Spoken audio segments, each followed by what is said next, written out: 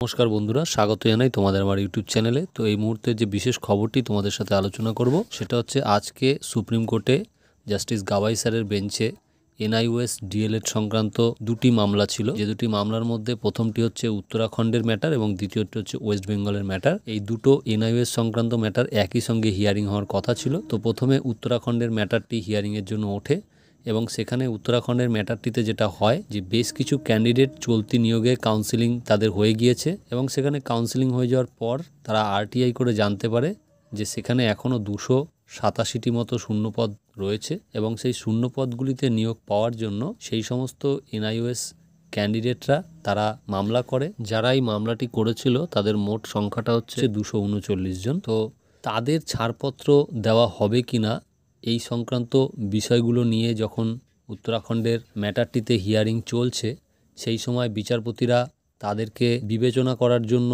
বলছেন যে তাদেরকে কেন বিবেচনা করা হবে না, এরকম যখন সওয়াল জবাব চলছে ঠিক সেই সময় পশ্চিমবঙ্গের বিষয়টিও প্যারালালি সামনে চলে আসে, যেখানে পশ্চিমবঙ্গের যে এনআইওএস রয়েছে তাদের পক্ষ থেকে যে 9533 প্যানেলে ওয়েস্ট বেঙ্গল বোর্ডের পক্ষ থেকে যে সাবমিশন করা হয় তারা বলে যে ভদ্রলোক এই মামলাটি করেছেন কৌশিক দাস তিনি আসলেও সঠিক পিটিশনার কিনা সেটা নিয়ে তারা সন্দেহ প্রকাশ করেন। 2017-19 এই যে সেশনটা, এই সেশনে এনআইওএসের ডিএলএডটা চালু হয়। সেখানে বোর্ড যে সাবমিশন দিয়েছে তারা বলে যে সেই যে এনআইওএস ডিগ্রিটা চালু করা হয় প্রাইমারি টিচারদের জন্য সেটা কিন্তু সেই রুলের মধ্যে বলা ছিল যে যেহেতু পর্যাপ্ত ট্রেন্ড টিচার নেই সেই কারণেই কিন্তু ট্রেনিংয়ের জন্য 5 বছরের একটা ছাড় দেওয়া হয়েছিল, কিন্তু বলা হয়েছিল যে সেই 5 বছরের মধ্যে সমস্ত যে ইন সার্ভিস টিচার রয়েছে তাদেরকে এনআইওএস ডিএলএড ডিগ্রিটা ম্যান্ডেটরিভাবে কমপ্লিট করে রাখতে হবে। কিন্তু সেইখানে একটা বিষয় হচ্ছে যে এই যে সাবমিশন, সেই সাবমিশনে যে রুলটি তুলে ধরা হয়েছে সেখানে কিন্তু এক জায়গায় বলা হয়েছে সেন্ট্রাল গভর্নমেন্ট থেকে এই যে ট্রেনিং কোয়ালিফিকেশান সেটাতে ছাড় দিলেও টিচারদের ক্ষেত্রে টেট কোয়ালিফাই করার ক্ষেত্রে কোনো রকম ছাড় দেওয়া হয়নি। তো সেখানে সরকারি স্কুলে যারা পড়াচ্ছে তারা তো অবশ্যই টেট পাস করেই পড়াচ্ছে, ঠিকই আছে, যদি না তারা পার্ট টাইম টিচার বা কন্ট্রাকচুয়াল টিচার হন। কিন্তু এখানে প্রশ্নটা হচ্ছে যারা প্রাইভেট স্কুলে পড়াচ্ছে, কারণ এনআইওএস ডিএলএডটা জন্য সবথেকে বেশি এফেক্টেড তারাই হবে যারা প্রাইভেট স্কুলে পড়াচ্ছে।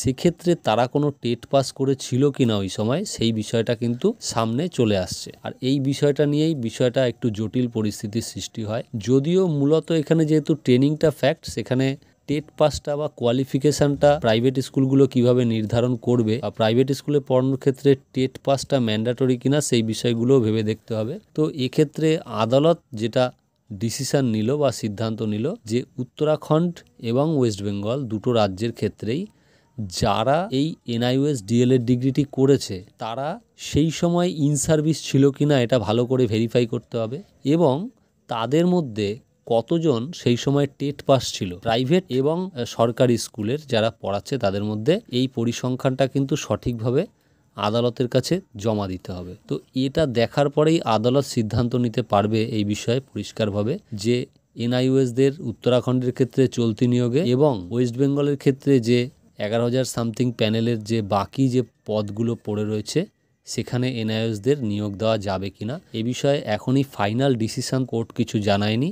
তাদের কাছে ওয়েস্ট বেঙ্গলের ক্ষেত্রে ওয়েস্ট বেঙ্গল বোর্ডকে এই বিষয়টি যাচাই করে জানাতে হবে, তাদের ভালো করে যাচাই করে আগে দেখতে হবে। তো পর্ষদের কাছে সমস্ত তথ্য চাওয়া হয়েছে, তাদেরকে খতিয়ে দেখতে বলা হয়েছে, তারা খতিয়ে দেখবে এবং তারপরেই কিন্তু আদালত একটা ফাইনাল ডিসিশন নেবে। তো সেক্ষেত্রে পরবর্তী ডেট যবে পড়বে সেই ডেটে যখন হিয়ারিং হবে তখন কিন্তু এই বিষয়টা সম্পর্কে আদালতের যে ধারণা সেটা আরও পরিষ্কারভাবে বোঝা যাবে বা জানা যাবে। তবে আপাতভাবে আজকে বোর্ড কিন্তু বারেবারেই এটা বলতে চেয়েছে যে যেহেতু মানে এই এনআইওএসের ডিগ্রিটা 18 মাসের, তো সেটার কি ভ্যালিডিটি আছে, কিন্তু আদালত সেটা শুনতে চায়নি। তার কারণ আদালত বলেছে যে আমরা কিন্তু প্রথমেই বলে দিয়েছি এর আগের মামলাতে যে কেন এই 18 মাসের ডিগ্রিটাকে আমরা কমপ্লিট ডিগ্রি হিসেবে ধরছি, সেটা আমরা আগেই এক্সপ্লানেশন দিয়ে দিয়েছি। তো মোটামুটি এই হচ্ছে বিষয়। সামগ্রিকভাবে মামলাটিতে যা বোঝা যাচ্ছে যেহেতু এনআইওএস ডিএলএড যারা করেছে তারা প্রাইভেট হোক বা গভর্নমেন্ট হোক, সেখানে যদি টেট পাসটাকে ম্যান্ডেটরি কোয়ালিফিকেশন হিসেবে না ধরা হয়, সেক্ষেত্রে কিন্তু শুধুমাত্র যদি ট্রেনিং করার বিষয়টা থাকে এবং ইন সার্ভিসের বিষয়টা থাকে, তাহলে ম্যাক্সিমাম যারা এনআইওএস তারা ইন সার্ভিস অবস্থাতেই করেছিলেন, তাই তাদের বাদ যাওয়ার সম্ভাবনা নেই। এবং সেক্ষেত্রে এর আগের একটি মামলাতে সুপ্রিম কোর্ট বলে দিয়েছিল যে এনআইওএসরা মানে সরকারি যে প্রাথমিক নিয়োগের যে বিজ্ঞপ্তি, সেই বিজ্ঞপ্তিতে অংশগ্রহণ করতে পারবে। তো সেক্ষেত্রে তাদের এই যে চলতি নিয়োগ ওয়েস্ট বেঙ্গলের ক্ষেত্রে সেখানেও হয়তো কনসিডার করা হবে, সেরকম একটা পরিস্থিতি চলে আসবে যদি টেট পাসের বিষয়টা বেশি গুরুতর না হয়। কারণ এনআইওএস যারা প্রাইভেট স্কুল থেকে করেছে তাদের অনেকেই কিন্তু ওয়েস্ট বেঙ্গলের কোনো রকম টেট পরীক্ষায় পাস করেনি।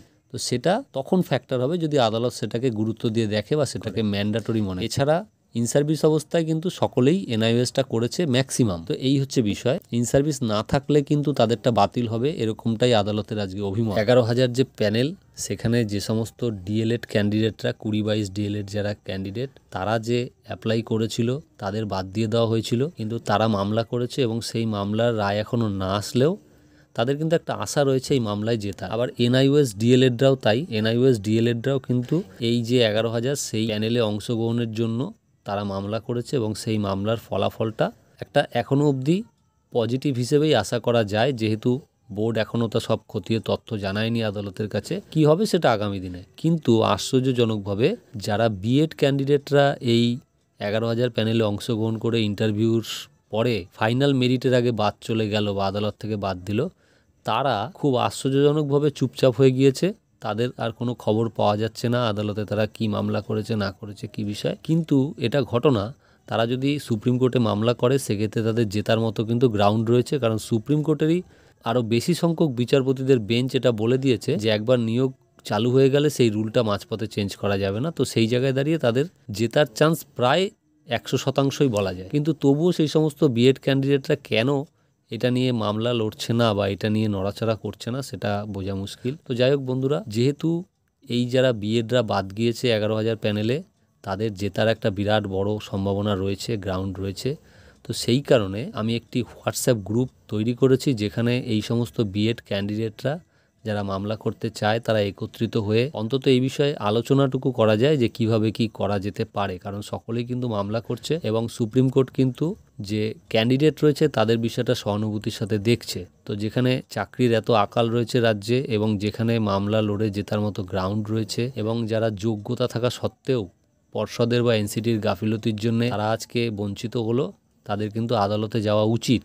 তো সেই জায়গায় দাঁড়িয়ে আমি একটা হোয়াটসঅ্যাপ গ্রুপ তৈরি করেছি যেখানে তোমরা চাইলে যুক্ত হতে পারো এবং সেখানে এই বিষয়টা নিয়েই মামলার কতটা মেরিট আছে বা কি এটা নিয়ে আলোচনা হবে। তো আমি তোমাদের বলবো এই ভিডিও ডেসক্রিপশন লিঙ্কে আমি হোয়াটসঅ্যাপ গ্রুপের লিঙ্কটা দিয়ে দেবো।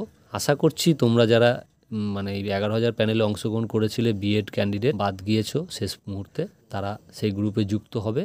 এবং তারপরে আমি কোনো এইরকম ব্যাপার নয় যে কারো উকিলের সাথে কথা বলে সেখান থেকে মানে যেটা সাধারণত অনেকেই করে থাকে, তোমরা জানো আমি কি বলতে চাইছি, সেরকম নয়। মামলা যদি করা যায় তাহলে আমারও ইচ্ছা আছে মামলা করার এই বিষয়টা নিয়ে, তাহলে তোমাদের সাথে আমিও যুক্ত হব এবং সবাই মিলে আলোচনা করো যে আদৌ মামলাটা করা যায় কিনা বা কোন উকিলের কাছে করলে ভালো হয়, এটা একটা সাজেশন করে আমরা যদি এই পথে এগোই আমাদের কিন্তু জেতার সম্ভাবনা অনেকটাই আছে। এই নিয়ে আমি অনেকের সাথে আলোচনা করেছি এবং এর আগে একটা ভিডিও আমি এই চ্যানেলেই দিয়েছি। তো যাই হোক বন্ধুরা, এখনকার জন্য এইটুকুই ছিল আপডেট। সবাই ভালো থেকো, দেখা হচ্ছে আবার পরের ভিডিওতে।